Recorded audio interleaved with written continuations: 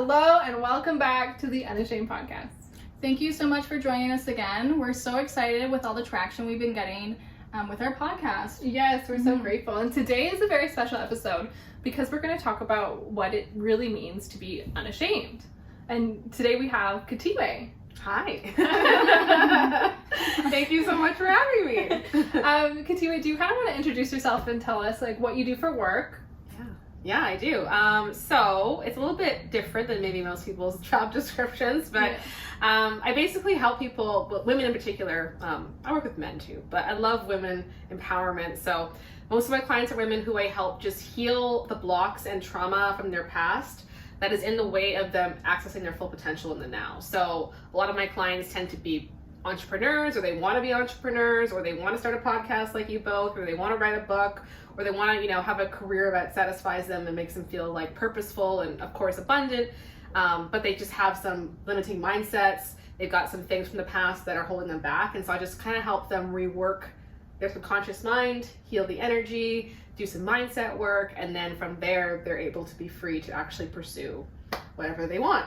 And I love that. I actually bought one of your, what was it? It was a training. It's about shadow work, I believe. Shadow work, and it was great. Yeah. I watched the whole thing, and I was amazed. I loved every minute of it. Thank you. And then so from that, I was like, I think it's just great that we can sit down and talk about what it is to be unashamed and how to reclaim your energy as a male or a female. Yeah. And just own your shit. Yes. Yes. Yeah. And I think that's true. It's a big part of actually healing. Yes. Really. Yeah. It really is. Yeah. So we also want to do an episode about baggage. Baggage, for sure. Yeah. We, because like everybody carries baggage. Mm-hmm. So I feel like, I have a lot of baggage. And when you're entering relationships, you're kind of carrying that in. And like a lot of people are not very upfront about it because they're ashamed of their baggage. Yeah. Which you shouldn't be. Everybody has baggage. Exactly. Yeah. So what exactly is shadow work? So shadow work is integrating the parts of yourself that you don't want to claim, right? The parts that you hide, dense emotions. Like, I don't really like to label emotions bad, but like the ones that are heavy, that feel awful, right? Like anything from, feeling anxiety, frustration, all the way down to depression. Like those emotions we don't usually want to feel, to deal with, right? That is included in your shadow. It could be aspects of yourself, like jealousy that you have, maybe you've got a jealous streak. Maybe you're somebody who, is in a victim mentality. Maybe you're somebody who's had a lot of trauma and you just, you don't want to face what happened to you in the past. So all of that is part of the shadow self. The ego, I guess you could call that your ego in a nutshell. But shadow work is when you basically shine light on those parts of yourself and you're like, okay, I'm ready to face my trauma. I'm ready to face what happened to me as a child. I'm ready to face the jealousy that I feel and see what really is going on there. I'm ready to face the self-doubt that I have and see where that came from and how can I integrate that. And then once you actually allow yourself to feel it and to witness it and be like, it isn't that bad. Like it's not going to kill me, right? Like I think people kind of worry that they're going to open Pandora's box and not be able to close it again and just unleash all of their negativity and not be able to come back from it. I think that's a fear that a lot of my clients have, especially if they're new to this. But the opposite actually happens. Is sure, you might cry in a bathtub for an hour. I've done that, right? After you kind of process something that's intense, but you let it go and it doesn't bother you as much. Like you're not going to forget it, but it doesn't have a charge to it. It's kind of like, that you've like healed something where you can talk about it like you're ordering lunch. It's like you could be like, oh, this happened to me when I was 8 years old. And like before, if it wasn't processed yet, you could, break down and cry and your voice cracks and you're emotional as you're just explaining this thing. But, once you've integrated it, you're like, this happened, this da-da-da-da, but there's no attachment to it. It's just, it is what it is, you know? And that's how you kind of know that you've overcome that specific part of your shadow self. Yeah. So my problem is that I do like inner work and I like to go back into my past and kind of figure out what was wrong there and work on it to be a better person now. But I'm at the point where what do you do when you just don't know? Like you don't know what was wrong with your past and you don't know what to tap into and what to fix. What is your advice for people who don't know where to start? Yeah. Okay. Yeah. I don't know where to start. Well, that's why working with somebody is helpful because I can usually get it out of people. Like when I work with people, 9 times out of 10, I will go back into their past. Now, not everything is started as in your childhood either. Like sometimes you don't have to go back to an event. Sometimes it's just a feeling that you can just integrate in your now. But if you haven't done a lot of childhood work, you probably have stuff in your childhood. If you've done a lot of childhood work already, then maybe it isn't from there. Maybe it is something else that is just something you've picked up along the way that can just be integrated now. Like, you don't have to every time go back to your past. Does there always have to be an experience that's like attached to that feeling? Most of the times there are. Most of the time. I feel like most of the time. But not everything, right? There could be something that happened to you a year ago that you're still holding on to, right? It wasn't from your childhood, but maybe there was an experience that happened. And maybe it wasn't even like a big thing. It could have just been somebody important said to you, and it just stuck with you without you realizing it stuck with you, right? And it's just like acknowledging, like, okay, well, don't want this to be true for me anymore.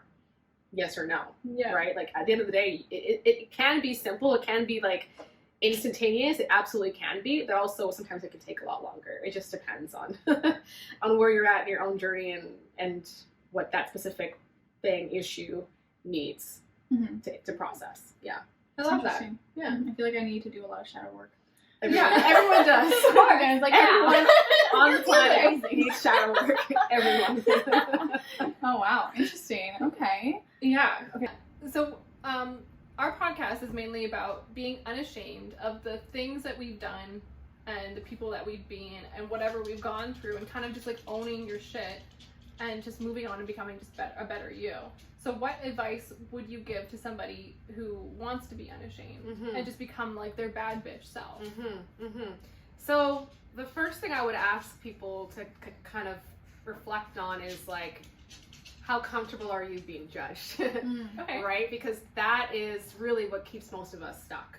And what keeps most of us, playing a role, being the good girl, being the nice girl, being somebody that just, is covering up. Kind of in the background. Yeah, exactly, right? And shame is a very powerful weapon that has been used against humanity, especially women, over millennia, right? Yeah. And so it's very easy to just shame someone. Okay, they're going to just crumble under the weight of that shame, because it feels awful to be told that you're wrong, right? Shame is like, I am wrong. That's what shame is. It's not just my actions are wrong, I'm wrong. Something about me is off, right? And that's why it's a powerful tool, because how can you come back from that, right? If you believe that something with you is inherently wrong and like off, how can you find your power if you're like, I'm just wrong, right? I was created wrong, I'm just a bad person. So that's why it's a very powerful tool to control and to subvert people and women. And so basically it's about knowing that when you start speaking your truth, when you start embodying, like you were saying earlier, your bad bitch self, people are going to have a problem with it, right? Like, they 100%, like, I'm not going to tell you a lie and be like, oh, it's going to be fine. Like, no. I don't like watching people succeed sometimes. No, exactly. No. And I feel the more I grow whatever social media, and the more I'm just like, I don't give a fuck what other people have to say. Exactly. I get so many haters. Yeah. So many male haters too. I even get hated on by women. But, yeah. I think it's more of an insecurity thing. Yeah. I mean, I obviously don't know these people. But that's what I imagine it would be. Just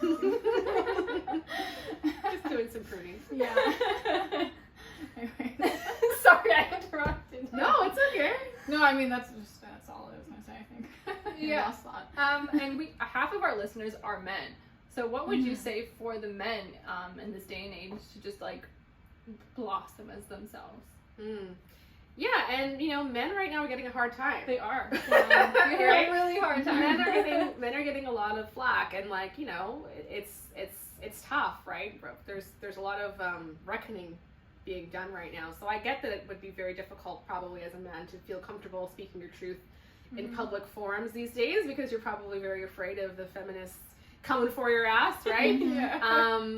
So it's kind of the same thing. It's like, are you willing to take it on? Like, how important is it to you to be authentic? Like, that has to be one of your core values and one of your top priorities in order for you to withstand the barrage of people that are going to come your way and try to take you down, right? Whether or not there's truth in what they're saying or not, it's like, I want to live in a society where we all feel comfortable speaking our truth. Whether or not I agree with you, right? I think it's really important that we allow people to speak their truth. And if something is, inherently messed up about it, if it's racist or hate mongering or whatever, okay, I still want to hear it though. And I want to be able to give them the chance to speak their truth, and then I can, respond hopefully in a manner that is, you know, not gonna shame anybody else, right? Because it's very easy, I think now there's a lot of shaming going on because of, you know, the way things were, and a lot of like old ways of feeling and believing and behaving in society are crumbling, which is a good thing.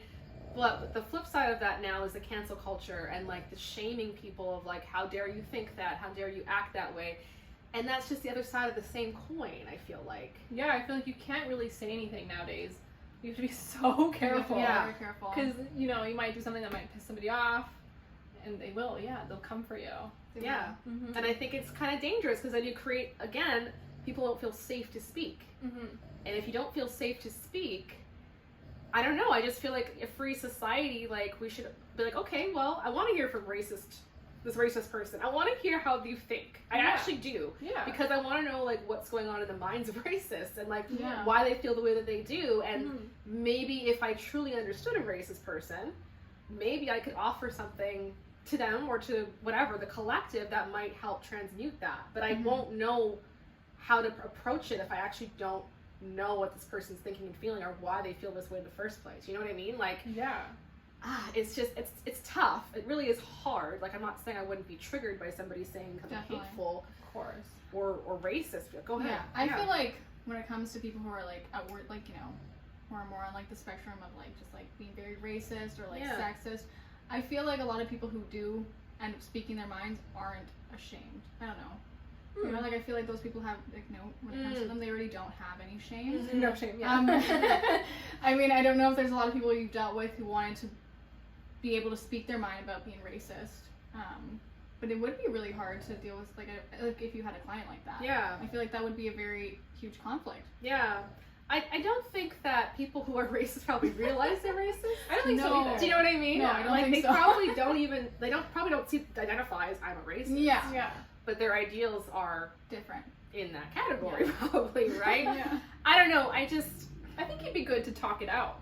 Yeah. You know, like, get out why you feel that way. Yeah. You know, and just go to the core root of it. Yes. And then deal with it. Yeah. You know, from someone who's understanding and can talk to you about it. Yeah. And then that's how they grow from being a racist to not a racist. Yes. Yeah. And ultimately, it's about fear, right? All these things, all the hate, it's fear. It's like that person's gonna come in and harm me, or gonna take from me, or whatever. It's like, it's a fear. Yeah. Right? So if you can allow people to speak about why they feel the way that they feel, then maybe you can offer something that would release the fear, or maybe not, but at least it's getting somewhere versus everyone who doesn't share my ideals, shut the fuck up. That's not helpful. Yeah. No, for real. Right? Yeah. So how before I used to not think very much of myself, and I had to take, you know, the road to feeling whatever, I'm going to use Unashamed again, and to feel like myself. And what I did was I wrote on a piece of paper, I wrote Ziana fucking Daya, and then I wrote down the person that I want to be, right? And then I have to now just, like, continuously step into that. So what advice do you give, because you do this for work, to other people, how to step into their own power? Well, again, shadow work, because the reason you don't feel powerful in the first place most likely is you were conditioned not to, right? Like, there is something to be said about lineages, and I do believe that there are even, like, patterns of shame inherited in our DNA. Like, it does actually go back sometimes through the generations, your mother's line, your father's line, whatever. But a lot of the time it is formed in this lifetime, right? So it's like you're born a beautiful child, and children are usually happy. They're usually joyful. They usually feel very high self-esteem, right? Until they start getting socialized, and then these kind of patterns of limitations kind of be put in. Our parents tell us things, or we went through traumas, or something happened and it made us feel like, oh, because that happened to me, that means I'm this person. I'm less than somehow, right? Is usually how it goes. So it's really about, again, going back to where that came from, right? Like, I have clients that it could be, like, and again, it could be a big thing. Like, it could be something that anybody would agree is a terrible thing, or it could be something that you wouldn't even really think about twice. Like, I had somebody who just was very lonely as a child, and, like, her parents weren't bad parents. They were just working a lot. And she was, like, the youngest child, and, like, got left home a lot alone, right? And that feeling of loneliness, she really internalized that. Whereas maybe another kid who had been left home alone would have felt free. Yeah. Right? You don't know how it's going to affect each person. Right. So that, she felt alone. And so she internalized this loneliness as like, well, I'm not good enough because nobody spent time with me. Right? That was the meaning that her brain associated with the feeling of being left alone, or being left alone and the feeling associated with that. So it's like, we went back to those memories of her being left alone, and like, we basically like reparented her inner child, and we're like, is it true that just because people were busy and couldn't spend time with you that you're not worthy of being spent time with? Of course not, right? And it's about seeing these things differently. So from that point on, she was able to see herself as worthy because she realized where it came from wasn't the truth. It was a fact, perhaps. It could be seen as truth, but it's not the ultimate truth of who she is as a person, right? So that's just one example of how doing the shadow work, doing inner child work can release those blocks, and then inherently you feel better about yourself because that's no longer in the way. Yeah. Of course, like you did, you can decide to be a different person, right? Like we have the ability to change how we see ourselves. So you could, journal it out. Like, who do I choose to be today, right? I choose to feel worthy. I choose to feel more confident. I choose to feel more loved towards myself. And then it's about taking actions that support that, right? So you don't want to just say it and then not back it up with action. You want to back it up with action. So it's like, well, if you're working on self-love, how would a person that loved themselves act today, right? What would I do? Yeah. How would I react to somebody coming at me sideways? How would I react to that comment? How would I react to this, right? And just put on like a character, like you're, getting ready for a play, right? How would I act? If I actually fully love myself, how would I be in a situation? How would I feel? What would I think? And kind of take it on as like a fun little like project of like a character development, And then after a while, if you do it enough times and you follow and you back it up with action, you will be that person. It's just, you will. It happens. Yeah. Yeah. Yeah. You've done it. I did Exactly. That's it. Going away from it. So unlike Sienna, I haven't really practiced any kind of like shadow work or writing down any manifestations. But I have been looking into it and I wanted to get into it. So what would you suggest starting with? Yeah, so the first part is being very conscious of yourself, because a lot of the time we just walk around in patterns, right? Yes. We just go, we have neural pathways in our brain that are grooved. We also have energy patterns, right? We kind of wake up in the same energy every day usually. We go to bed in the same energy every day usually. So it's like you got used to the way that you're living life, right? And so it's really about noticing, first of all, how do I feel in my day? Like, not every second, right? You're not going to be able to do that for every second, but like, do I feel good? Like in the mornings? Do I feel good in the afternoons? Do I feel good overall in the evenings? And if the answer is no more of the time than yes, it's like, well, okay, well, why? What is triggering me? How am I seeing myself? What are the thoughts I'm having about life? What are the thoughts I'm having about the interactions, around me? Do I always complain about work? Right? Is that a pattern I have? Do I always, bitch about my man? Do I always complain about, we fall into these patterns. Not that they even want to, right? But why are you doing that? Is it because you want to fit into other people that say similar things? Are you just not happy? Right? And it's just getting curious, because you can't change what you're not aware of, right? So I would, get a notebook perhaps and just start writing down when you're feeling off.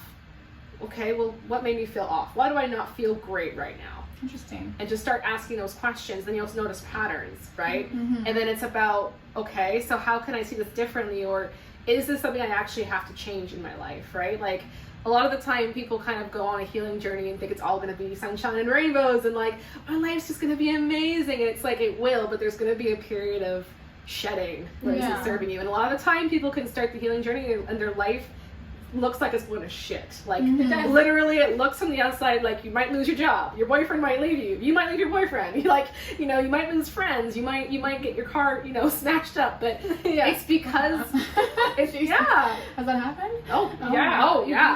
You shred the negative. Everything, like, once your car smashed up, it can be part of it. Yeah. If you want a new car, sometimes it happens. I'm like imagining people smashing your car. Like, damn, okay. Yeah, so sometimes it seems like your life just has a lot of negativity when you first start the healing journey, or like the manifestation journey, whatever you want to call it. I think they're the same thing, really. Because the universe, God, whatever you believe in, is like making room and being like, okay, well, you're showing me that you don't want this anymore. You want something else. I'm going to remove these things from your life.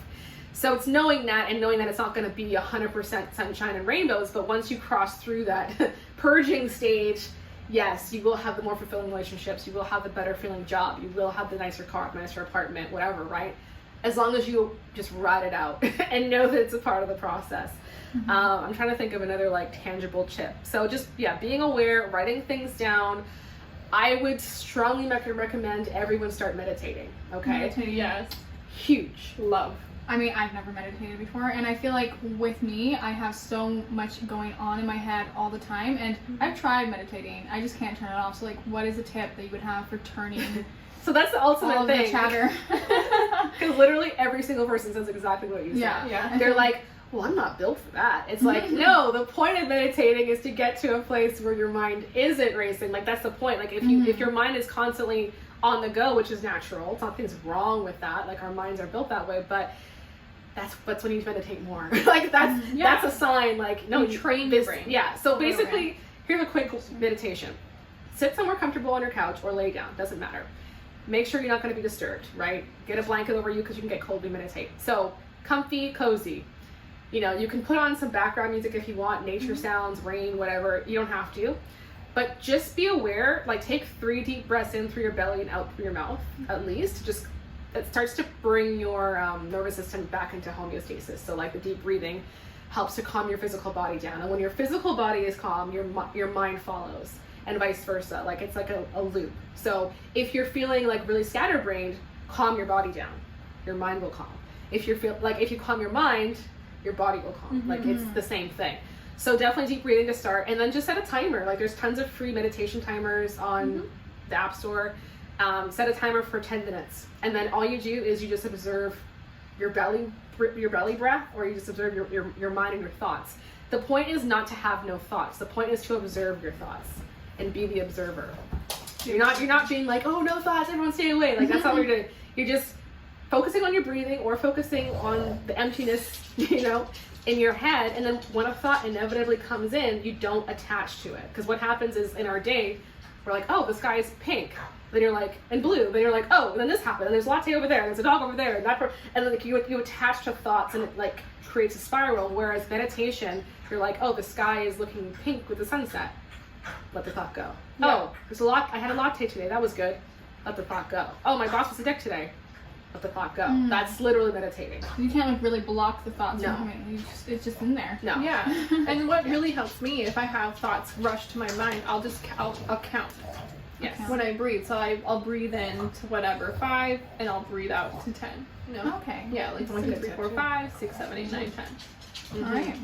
Definitely going to try it. Yes. Yeah. But meditation, like the benefits of why you should care about it is, yes, you will feel peaceful. There are times where you're going to have a session where you are just totally like, I'm a Buddha, I'm Zen. Like you will have sessions like that. But most sessions won't be, to be honest with you, right? But you'll feel calmer. Your nervous system will calm. Your immune system immediately boosts, right? Which is very, very good in today's society. You'll learn to train your body for safety, right? It's nervous system regulation. You won't be as jumpy and, scared of the world around you. And what was the other thought? Less anxiety overall. If you keep this up, you won't have as much anxious thoughts. Depression alleviates when you meditate frequently. You get inspiration, like in my business and whatever, like whenever I meditate consistently, I always get ideas, great ideas, right? Like it really helps you access your soul.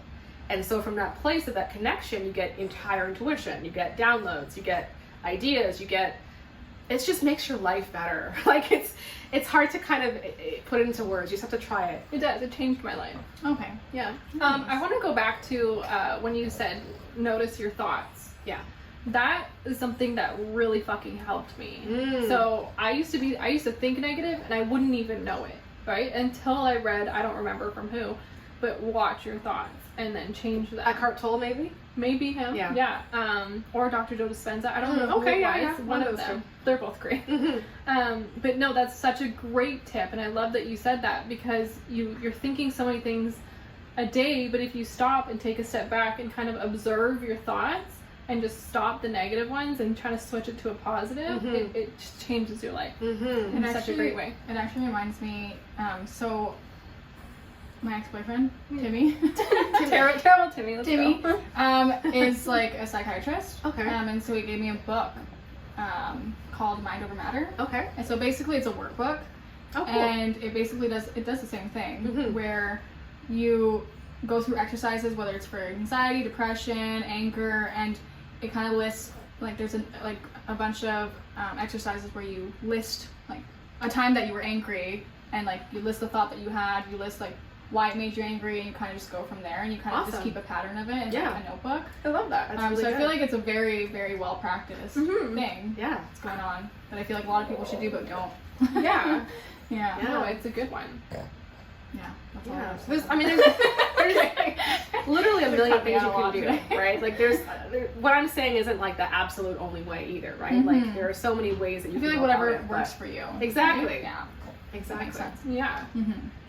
I'm meditating. Yeah, she's meditating now. She's like, The worst time possible. So we talk about like kind of thinking about like or noticing your thoughts and meditation. Do you ever have clients who, I mean, I find that sometimes in my life when I get like very stressed or like anxious or like sad or anything, a lot of the time like my mind becomes so engulfed with thoughts that it kind of just breaks down. And I just sit there and just, it's not meditation, it's just panic. Yeah. You know, like what would you do in that situation, or what kind of tip would you give to somebody who's going through that kind of like panic? Yes. So basically your system has gone into fight or flight mode at that point, right? So it doesn't matter why, but you were triggered in some way, and it, you know, you totally went offline basically, right? And that's not like, you know, wrong or bad. It's what happens from time to time. So the tool that I would recommend for that is something called Emotional Freedom Technique, EFT for short, or tapping is also what it's called. So it's based in acupressure, and it's a very simple tool to learn. You take your fingers and you tap on meridian points on your face, hands, and body. So it's very simple. But what this does is it releases the energetic charge behind your, you know, panic mode, anxious attack, right? And it like actually releases it from your system. So yes, sometimes your thoughts are so in a hell loop, that it takes over. Absolutely, right? So you have to disconnect from that. So again, that's why tapping is so powerful, because it like stops it in its tracks. And what you do though, as you're tapping, and I have like a free resource, so you guys can head to my bio. I don't know what links you're gonna have. No, we'll put all your links below. Okay, yeah. So in my bio, I have a free video.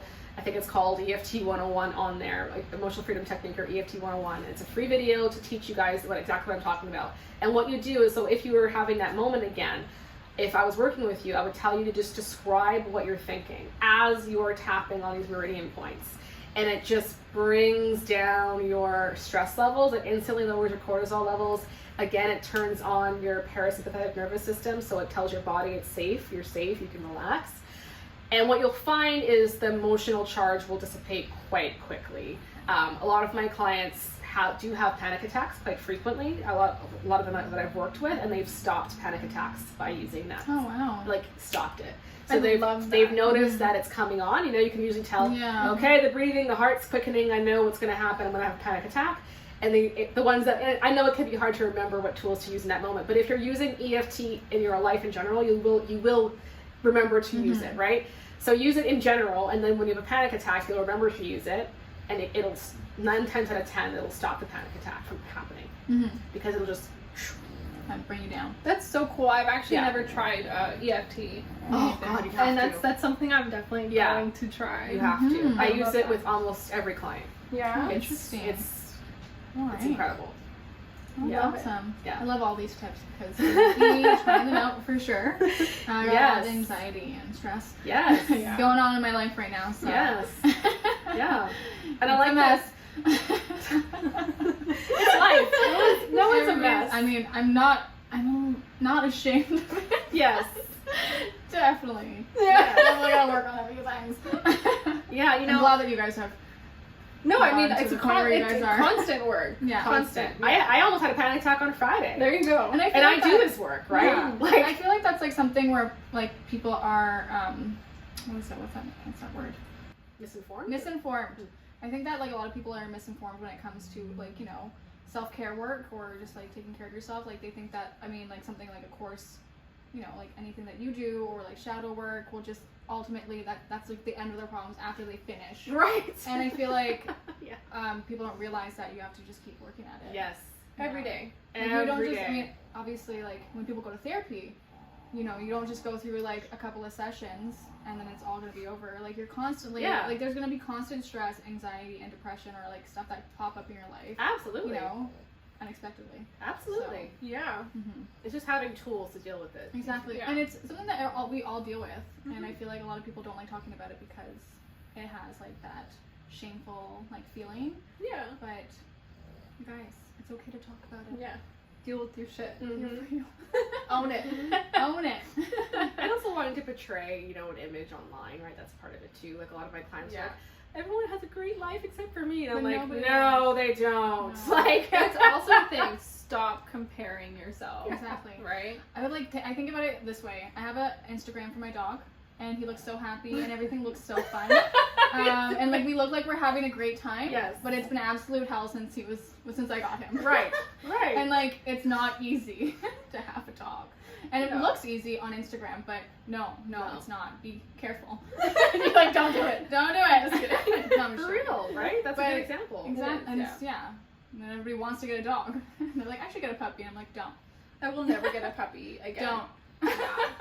It was hell. I love my dog. This guy, I love him to death, but no. I hated him for a good year and a half. I was like, why did I do this? Yeah. And I feel like that's like exactly like with everybody, like anybody's Instagram. Yeah. Yeah. Exactly. Instagram is. And it's like, oh, because you're, you know, I teach this. I would not call myself a guru, right? But some people might be like, oh, you're a guru. Like, you should never feel bad. It's like, no, I'm a human being. Like, I experience jealousy, guilt, rage, anger, everything. That's also one thing that I love about your page and your work is that you talk about when you're not doing good. Yeah. Like you're not just trying to sell people on, you know, I'm the best, you know, I do everything great, you need me. No, like you're vulnerable with your clients, and I love that so much about you. Yeah. Yeah, I really important. I try my best to like be aware of that, of like, have I been honest? Like obviously you don't have to share your whole ass on social media either, right? Yeah. Like there are some things that I keep to myself, but like I will tell people like, hey, I had a rough day. Yeah. Like I doubted myself today. I didn't think that I was good enough today. Like I will tell those stories because it's the reality. And I want people to see that more than just like, I made $1 million in one day and didn't have to do anything and it was great. And yeah, it's a lot of those out there. I have a. I was like, what do you mean? How did you do it? Yeah, I don't fight with my partner ever. Oh my God. You know what I mean? Like, oh my God, it's just too much sometimes. And yeah, it's like, we need some reality at least once every 10 posts, at least, you know, have something real in there. Exactly. I love that so much. It's just creating like an unrealistic, you know, like reality. Does that make any sense? Yeah. Just as long as everyone knows social media is so fake. Yeah. Oh yeah, definitely. Yeah. Like your life can be really good. Like my life is good. But it's not perfect. Nobody's life is perfect. I mean, maybe somebody. I don't know. I know you would tell me if your life is perfect. Yeah, if your life's perfect, please let us know. We would like to talk to you about it. How to get there. So yeah, thank you so much for coming on here. We will link all of Khethiwe's stuff below. We highly suggest working with her. She's great. Thank you. Thank you so much. She's for amazing. I've learned a lot throughout this whole episode. Yeah, that's so happy. I'm ready to start my shadow work. Yes. You should be too.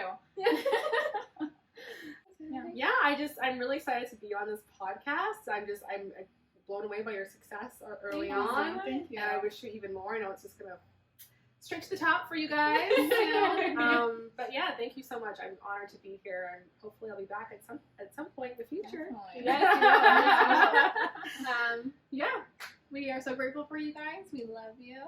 If you guys have any questions about any like of the shadow work, or you just want to share your experience with like self-care and self-love, please reach out. We love hearing from you guys. We love it. Yeah, and honestly, reach out to Khethiwe as well. I'm sure she will talk to you. Absolutely. Yeah, she would love that. Yeah. I'm just speaking for you. She'll answer you, don't worry. It'll be me. It'll be me. But under a fake profile. Sorry. I'm joking. Okay, we love you. Bye.